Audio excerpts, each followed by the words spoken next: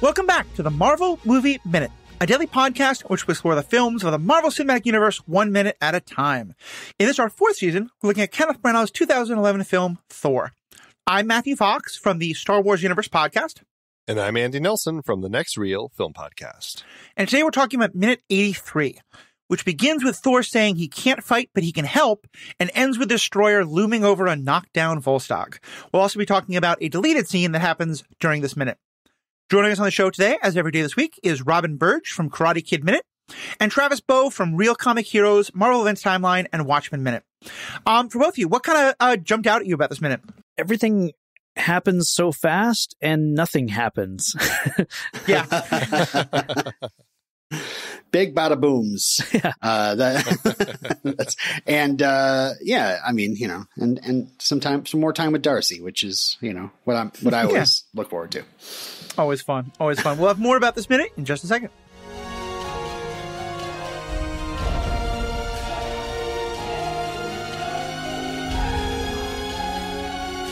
Are you familiar with Patreon?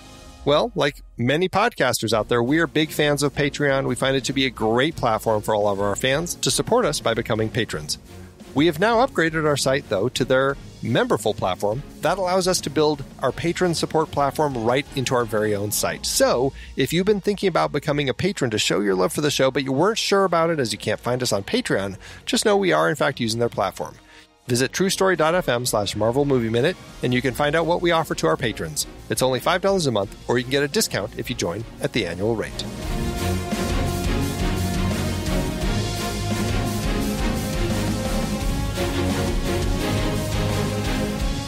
All right, so let's jump right into what I think is one of a really significant moment here. It's small, it's throwaway, but it feels like it's such a big moment in Thor's growth.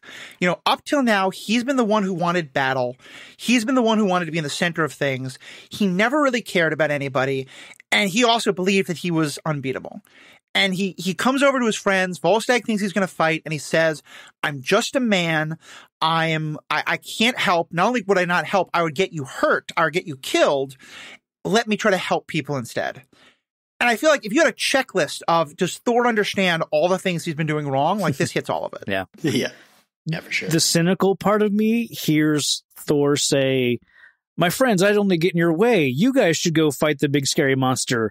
I'm going to help people run away." So,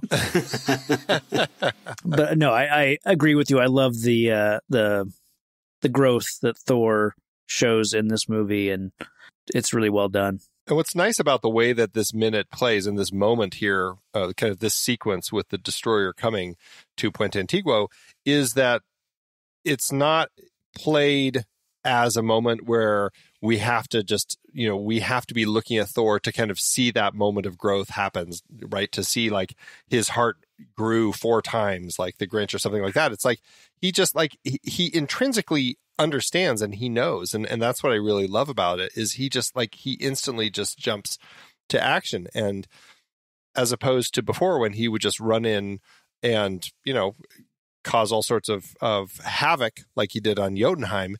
He's actively thinking about the people here, and I think that's, you know, a great sign of strength, especially coming from this royal blood prince who usually is not paying attention to anyone who's in lower status than he is. Yeah, for sure.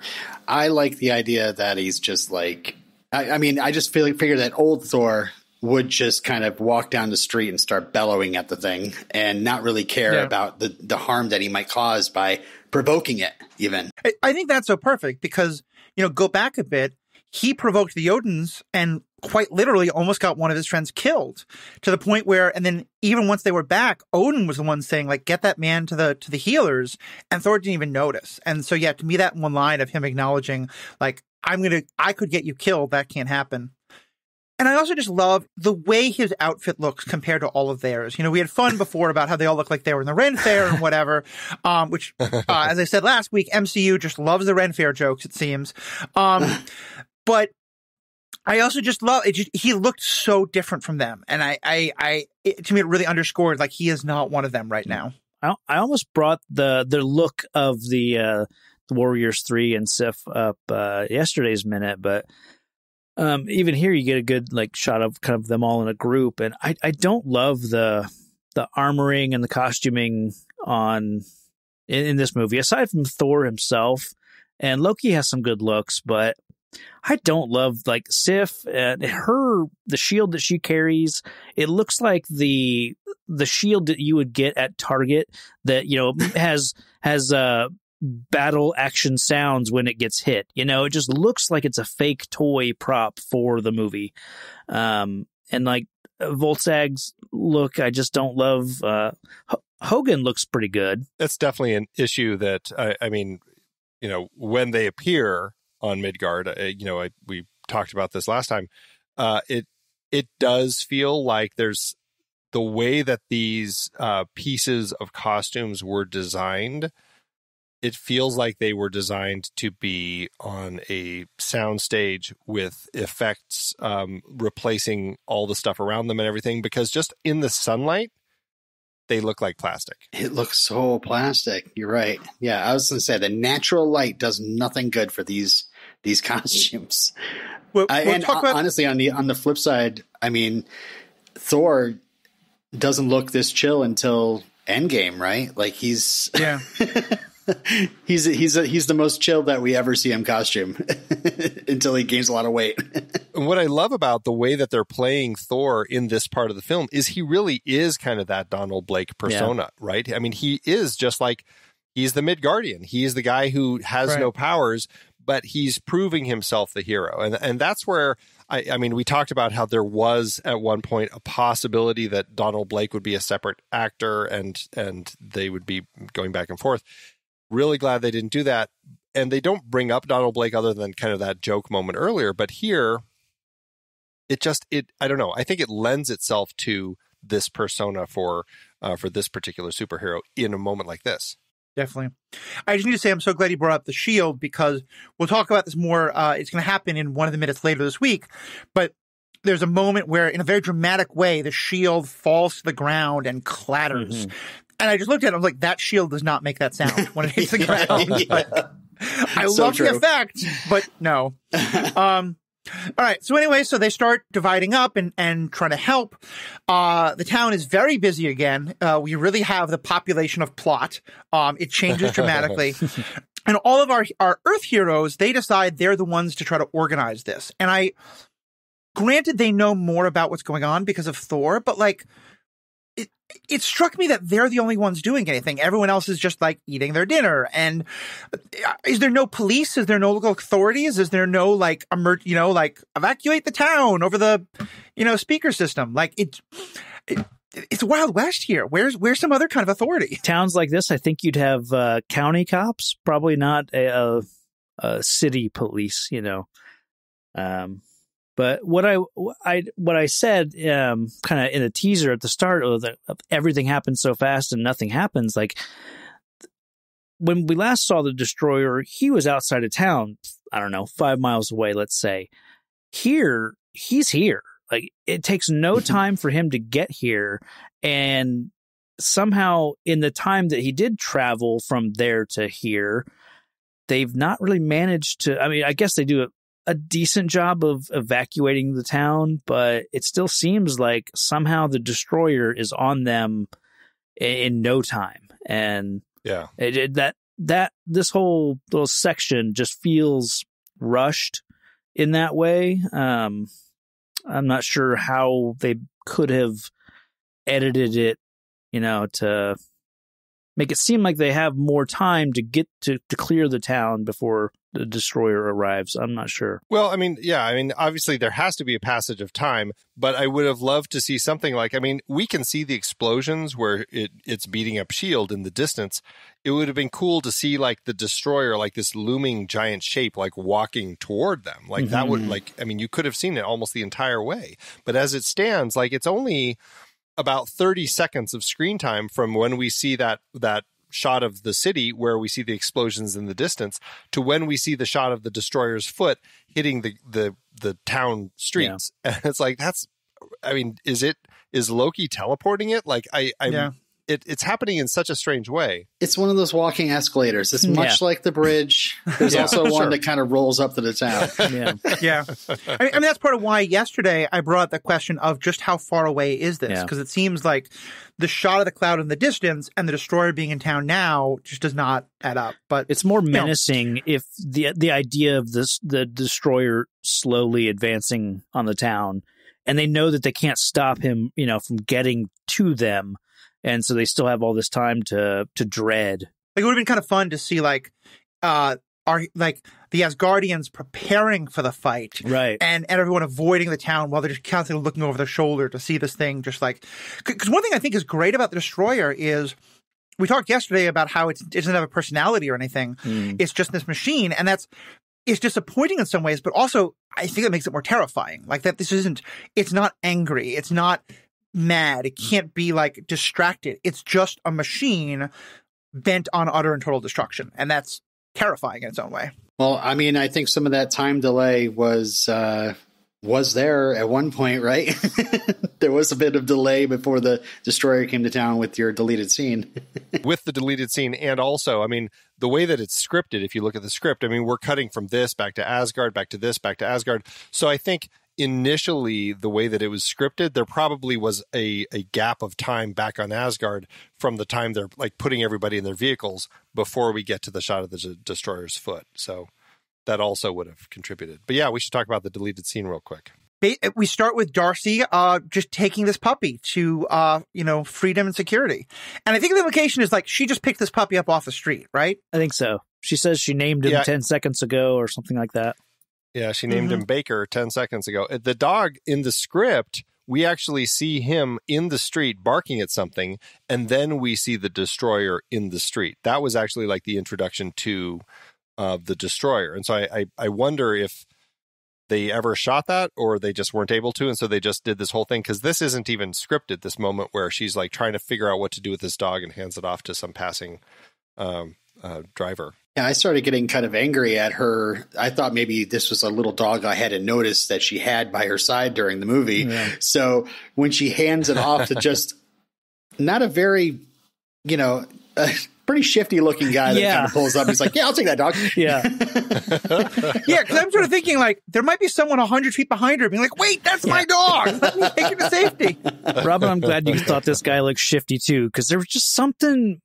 It doesn't look like they cast this driver. This driver looks like he was holding the boom mic, behind the cameras 20 seconds ago. And then Kenneth Branagh said, like, get in the car and just pull up to Darcy. This guy doesn't look like an actor.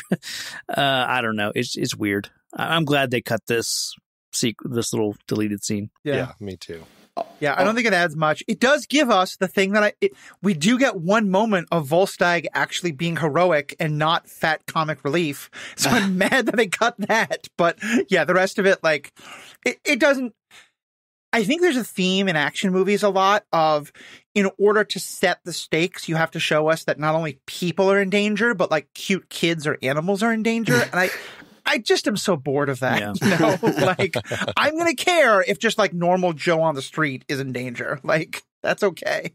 Yeah, I was wondering if one of the reasons why they cut this, you see that the scene that Selvig marching through the diner telling people like, you can eat later is still in there. That's a part of this deleted scene, but they cut out this Volstagg scene. And I'm like, he is kicking these dudes out of a gun shop who obviously are mounting up and ready to go take down this robot themselves. And he's like, for your own good. And I was like, I wonder if they were like worried about angering like the right or like gun enthusiasts. Like, who do they think they are trying to quell the militia? Yeah. Take away our guns or whatever. Yeah. Oh God, I hope not. I feel I've talked about this a lot, that like this movie was only made 10 years ago, but also this movie was made 10 years ago, and I feel like that issue's always been a thing, but has become ramped up so much higher now that I hope that wasn't the thinking, but I mean, I'll say just watching the deleted scene, I totally missed that it was a gun shop. So I don't think it was he's holding a rifle. Yeah. Like he's taking it away from them. Right.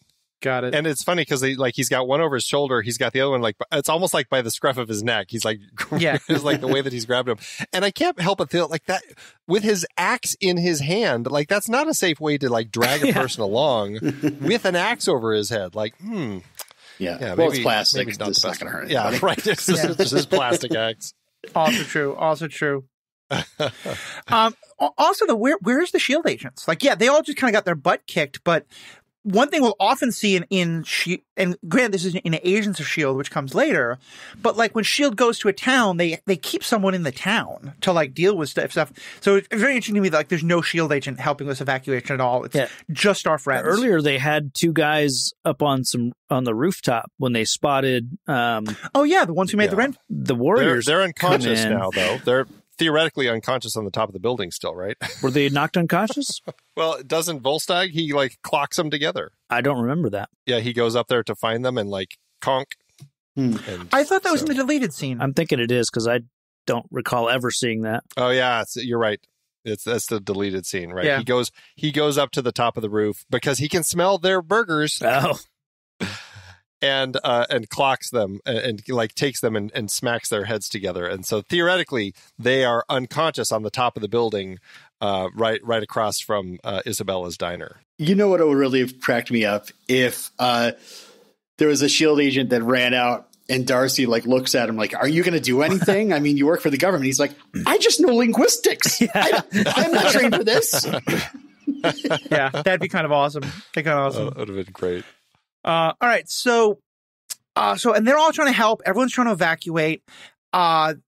And I think you said you tried to identify some of these actors, but there was just no possibility to see who's doing what. This is a difficult location. Like they obviously they did a big extras casting in New Mexico, got a bunch of people to come out here and to be a part of this, on these big days when they had stuff going on. But a lot of them are just either uncredited with no photo information on IMDb or anywhere else on any of the sites I can find.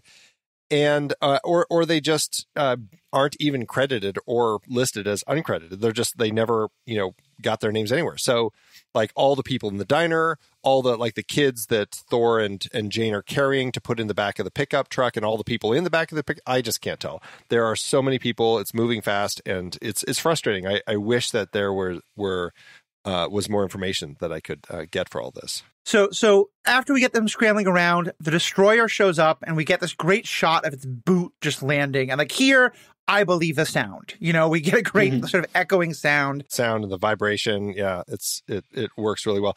I just also want to point out, pay attention behind it. You see I don't know what the blue car is, but kind of like an SUV. And then there's a white sedan right behind it next to liquor locker. You can see the liquor locker roof there. Just pay attention to that. We'll talk about it again in just a moment.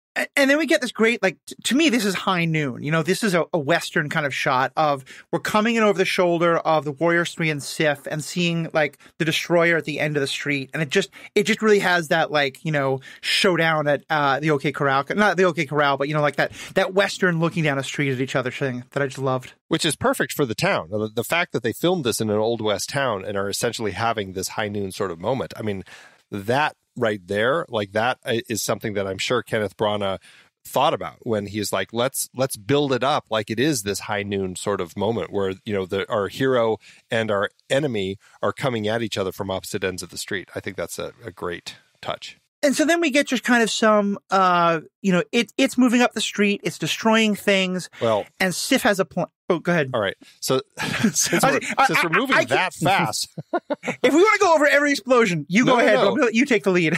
We don't. But I want to say, okay, so we see this mom and this child running across the street. When we cut to the wide shot of them, now this is where like there's some funky planning as far as the way they stage things, because when the foot comes down, it was right in front of those two cars that are right in front of the liquor locker right there, and the foot was going down the street. So but now we see that the explosion is coming from screen right and it's blowing up the liquor locker, but it's coming from a totally different direction. So this is just one of those film production moments where they said, this shot with that red roof, that foot, no one's going to notice. Let's get it. It's a great shot. But then when you actually are watching it minute by minute, you see, that's the exact spot that it was, and it's not there, and now it's blowing it up. Logistically, different place. The destroyer wouldn't be attacking from that direction. Yeah. Yeah. Right. Exactly. One thing I noticed here, I had to laugh because you can't get a shot of the liquor store being exploded without a reaction of a guy going, oh no. I was really, would have made things better if we got one guy kind of looking at his bottle, I guess I'm done drinking, and kind of wanders off. This is where we needed Pete or Jake from one of our townies, back here with, coming out of the liquor store before it gets blown up. Yeah. Here's another little thing. If you're inside of the liquor barn and you look out the windows, there are cars destroyed everywhere.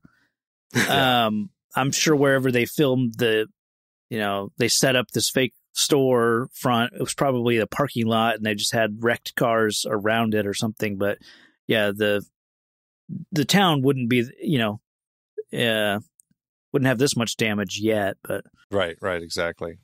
And just a fact, a lot of the stuff that is happening here, they're doing because they built this whole town themselves. They are actually destroying a lot of things. A lot of enhancements throughout, though. I mean, the cars flipping and stuff like that, they did all that, but all the explosions, there are some real, but a lot of them are just enhanced big explosions. And you got to ding them because you get we get to the shot with the background, the backs of the Warriors 4 here, walking, and that car is blowing up, and you totally see wires turning it over. They're right there in the shot. Are those the telephone wires, or I guess that's what we're expected. We're supposed to believe, but I don't know. Maybe they are. Yeah, I thought they were the fallen telephone wires, but you could be right. They could be both. I'm probably right. So then as they're walking up, Sif now has a plan, and she kind of does this great shot of walking behind them and asks them to keep it distracted. And Fandral says, "Yeah, we'll do that." What do you get the sense does she do this a lot? Because I get the sense Hogan's the rogue. She's often the stand there, and fight straight ahead. She's obviously going to pull off a great move, but I'm kind of wondering, do you think this is what they're used to, or is this kind of something new for her? Yeah, there's a couple of things that happen in this minute that I really feel all right, we're going to do that number. Okay, go ahead and you do the thing from the roof, and then we'll throw the big guy, and I think she's probably the best strategist among with the five of them, Thor included. So they probably fought together many times, and she probably sees an angle that the others don't. Right. Volstagg and Thor are going to go, head first into everything. Hogan may be a little more stealthy, and and Fandral is there for the excitement and the adventure and the head on kind of right thing. But yeah, I think she's more crafty than the rest of them. That tracks. And I do like that here we don't see the incredible overconfidence of Thor, but they're not shaking in their boots. They seem to have a feeling of yep, this is going to be a challenge, but we faced challenges like this before. We got this. Yeah, right. Which is going to contrast wonderfully with what comes in just a few seconds. I mean, I wonder how well known the Destroyer is. It is a thing that came from Asgard. Wouldn't they be more prepared for how it fights? Or is this something they've never seen before? Well, that's a good question. I mean, they've been down to the vault. I shouldn't say that. In the deleted or in the script, they actually go down to the vault with Thor, Loki, and Odin after the Jotuns attack or try to steal the casket, and it comes out and destroys them. And then it gets Odin sends the Warriors 3 and Sif away so that he can talk to Loki and Thor. But that's a good question. I feel like people probably know about the Destroyer, but now that you say that, I'm in my head, I had made an assumption that they probably did, but I don't know. Now I wonder, maybe it isn't something that is regularly known because it's just kept in this locked chamber in the vault just in times for when it needs to protect, a treasure or whatever the king happens to want to use it for. I think it's known widely throughout Asgard by reputation. I doubt many people have seen it employed. I don't think it's been needed that often.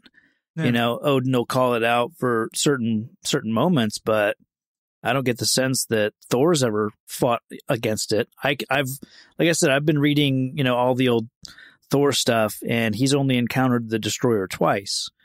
So yeah, it's not something that comes around that often. It's kind of reserved for big occasions. So yeah, I think these guys would know of it, but wouldn't know to be afraid of it. One thing I think will also further back that up, and 30-second skip ahead, spoiler for the next minute.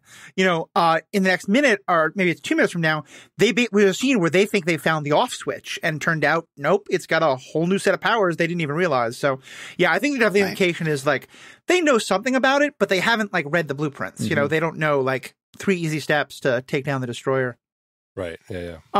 So then the Destroyer blows up a gas station, and is there any reason this happens except to A, give a 7-Eleven product placement, and B, we get a pretty cool shot of the Destroyer like walking right through fire and explosion, which kind of shows like it's pretty impervious to those things. Is that the only reason this shot's in there? Or is there some like I couldn't see any sign that Thor or any of them were anywhere close to this gas station? Well, Loki said destroy everything.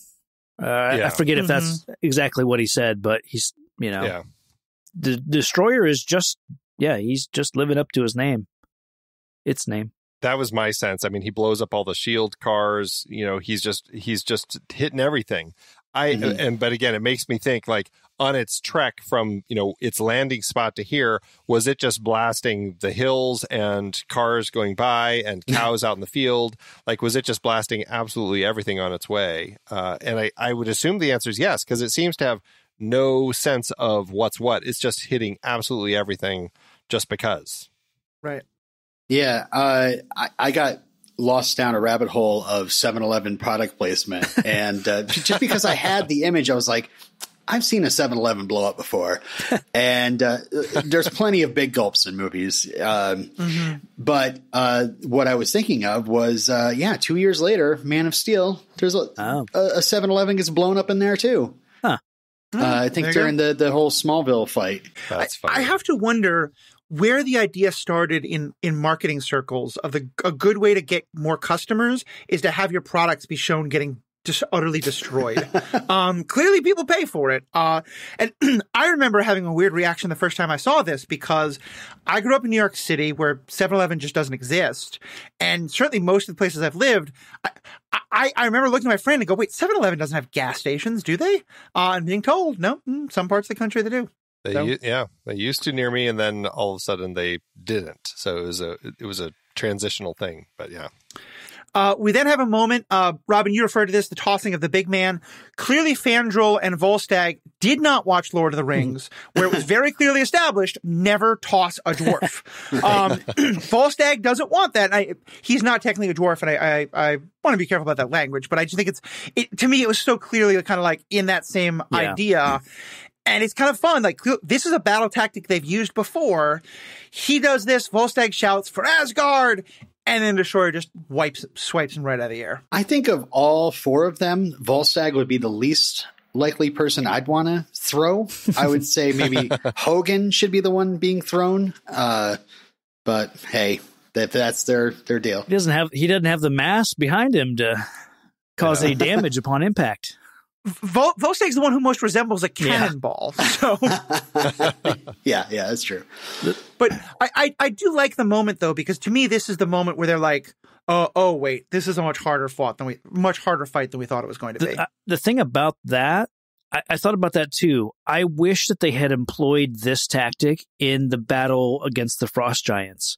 If they had thrown Volstagg and he clocked a Frost Giant in the jaw and knocked him down, and then they think, okay, that worked against the Frost Giants, let's do that against the Destroyer. It's about the same size.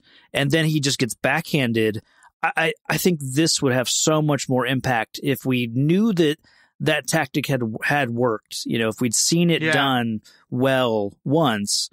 It's kind of like the moment in Wonder Woman where Steve Trevor sees the shield tactic work, on the beach, and then later on in the town, like they use that same like shield technique to lift up Wonder Woman so she can take out the gun tower. Like kind of the same idea. I wish there had been a callback, or that this was a callback to something earlier. Yeah. For sure. And it doesn't make any sense from the Destroyer's point of view either. This is the first time we're seeing the Destroyer use its hands. Why didn't he blast Volstagg out of the air? Why isn't Volstagg vaporized? Yeah. Yeah. I have a question about that for tomorrow, but we'll get to that tomorrow. Yeah. We do then, actually, Andy, you want to comment a bit about some of the other businesses we see in town? The way we're seeing, Puente Antiguo from a lot of different angles over the course of this fight, and just kind of combing through to see what we can see. I mean, we get another great shot as they throw him right in front of the Christmas Everyday store, which is kind of fun to see. But we see that we can actually see that the full name of the Oklahoma, or OK, I keep calling it Oklahoma because of OK and because of the Thor comic line, OK Furniture and Floor Covering Specialists. And we also can see that the video store that is across from Pet Palace, it's actually called 3-Star Video. Initially, I could only see the star, and I thought maybe it's Stan's Video, but it's actually 3-Star Video, which is, I don't know why it's 3 stars, but that's what it is. Exactly. Like in this small town, you're not going to get highest quality. You're going to get okay furniture, and you're going to get movies that are about 3 stars. 3 stars, yeah. Wait, like, there's no Blockbuster. You can't even get family video here. You know, like that's real bottom of the barrel. Exactly. And then as far as the placement of stuff goes, I mean, the way that it's a little confusing, because the way the Destroyer seems to be have come into town, from the way that it blew up the liquor locker, it seemed to have been coming up a side street, not directly up Main Street. So it's a little like, why did it come up that way instead of just walking straight up from the explosion to here? I don't know, but it seems to kind of come from around that corner, and now it's at that intersection where you can see Donut Land across the way. And after Volstagg gets smashed into the car, you'll see that Donut Land is right across the street from him. So yeah, it's I don't know, some of the placement of things, it's a little funky, but it's I think largely it works. It's just kind of fun to see this town. I really do enjoy the town. The look of it, I don't enjoy the way that it feels fake, but I do enjoy the look. And then we pretty much close on this great shot of, Volstagg is knocked down and the Destroyer is just kind of towering over him. Like, and here's where I sense, like, it is a robot, it is a machine, but it's got just a little touch of drama in it, because, like, it could have just vaporized Volstagg already, but instead it's kind of like coming in here, leaning over him, giving Sif as much time as he possibly can.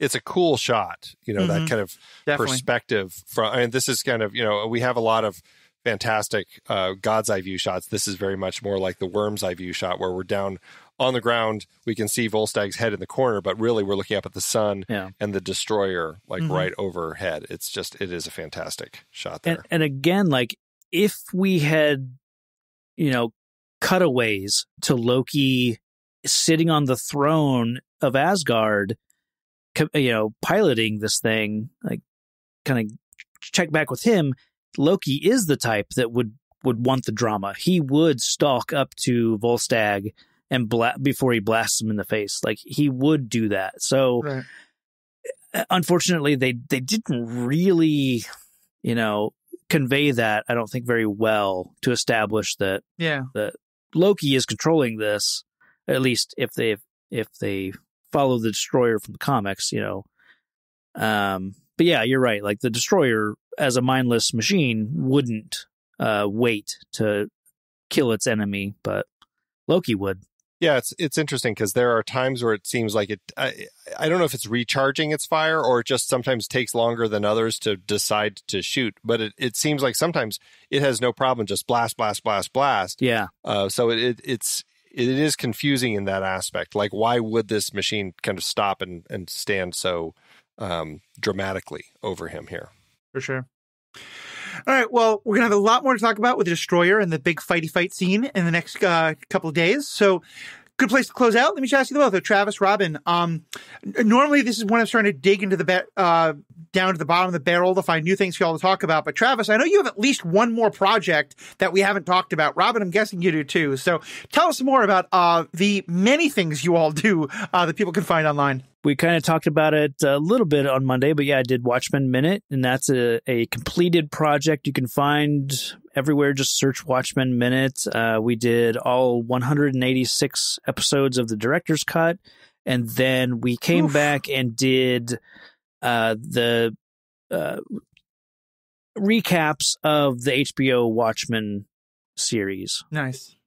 But as far as I know, that project is completed, so you can enjoy that at your leisure. Awesome.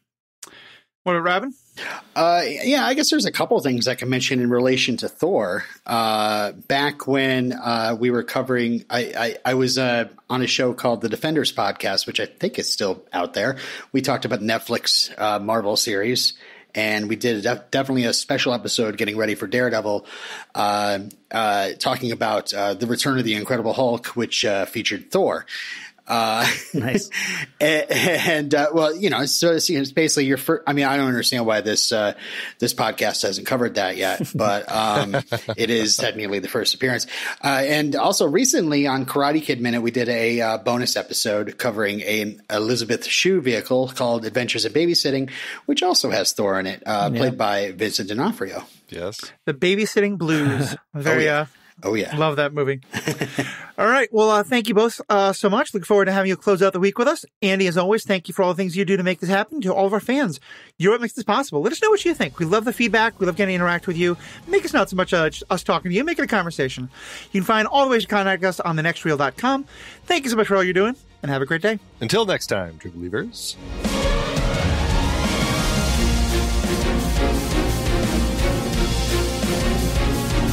Marvel Movie Minute is a production of True Story FM, engineering by Andy Nelson. This season's music is One Last Ride by Martin Puringer. Find the show at truestory.fm, and if your podcast app allows ratings and reviews, consider doing that for this show.